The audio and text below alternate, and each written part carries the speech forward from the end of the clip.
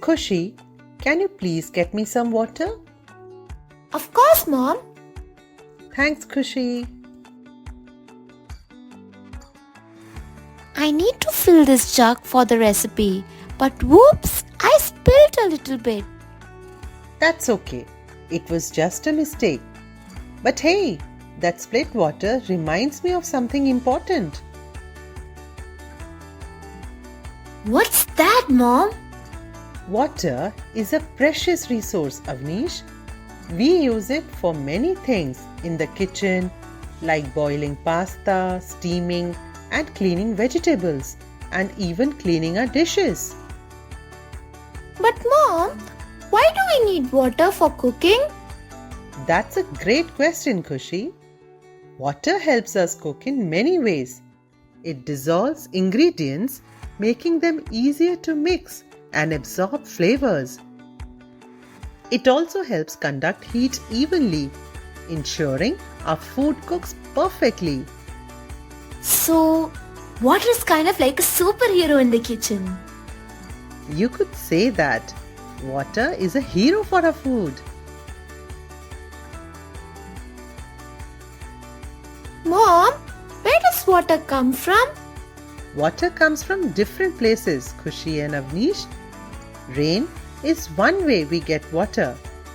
Rainwater gets collected in lakes, rivers, and even underground. Underground water? What's that? Rainwater soaks into the ground and fills up underground caves and spaces. This stored water is called groundwater. Mom, how do we get groundwater? We get underground water with the help of a hand pump, tube well, and well. We use it to drink or water our plants. So, we get groundwater in our taps. No, Khushi. In the village, we use a hand pump and tube well, while in cities, we get water from taps. This tap water is the river water, which reaches our homes through large pipes. Mom, tell me something about surface water. Surface water includes rivers, lakes, and reservoirs. It's a crucial source of water for drinking, agriculture, industry, and recreation. And we also get water from the snow on the mountains. Mom, can we drink water from any sources? No, Khushi, we can't drink water from any sources, as water is not always pure and clean. Water from rivers or lakes might have impurities that can make us sick. We should always drink filtered water to be safe. That makes sense. So, how do we make dirty water clean?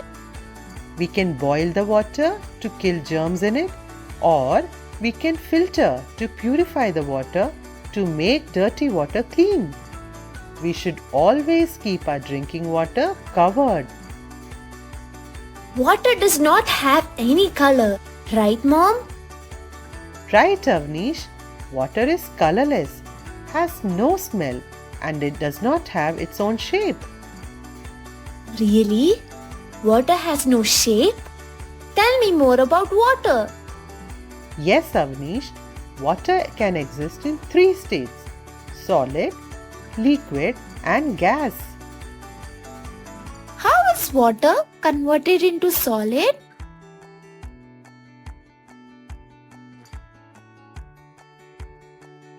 Do you see this tray? If we put it in the freezer, the water will freeze and turn into ice cubes. This is the solid state of water. Oh, now I understand. Mom, when ice is kept at room temperature, it turns into water again. Right, Khushi? The water we drink is in liquid form. It takes the shape of the container in which it is poured. Mom, what happens when water is heated? When water is heated, it turns into steam. Steam is the gaseous form of water.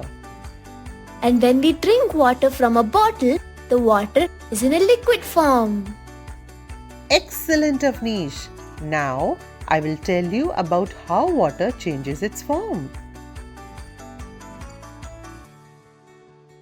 Let's see how amazing water is. We can change it from one form to another. Remember how we made ice cubes? We placed a tray of water in the freezer and after a while it turned solid. Now, if we leave this tray at room temperature, the ice will melt back into liquid water again. But what happens if we heat this water? Look at the steam coming from the kettle. When we boil water, it changes into gas, which we call water vapor. So, water can be a solid, liquid, or a gas. Wow, Mom! Water is so amazing. It's like a superhero with different powers. You are right, Avnish. Water is a very special resource. Do you know about the water cycle? No, Mom. What's that? Okay, I'll explain. In nature, water keeps changing its forms. First, the sea changes into water vapor due to the heat of the sun. Then, the water vapor goes into the air. At high altitudes, where the weather is cool, water turns into tiny drops of water. These drops of water form a cloud. When the cloud becomes heavy and falls on earth as rain, this rainwater returns to rivers and lakes. It again goes up into the air to form clouds. This is how the water cycle runs. Wow, Mom! That's so cool! I didn't know water did all that. Thanks, Mom, for teaching us about water. Now we understand why it's so important to conserve and protect this precious resource. Yes, water is not just for drinking, but also for cooking, cleaning, and so much more. We should always remember to use it wisely.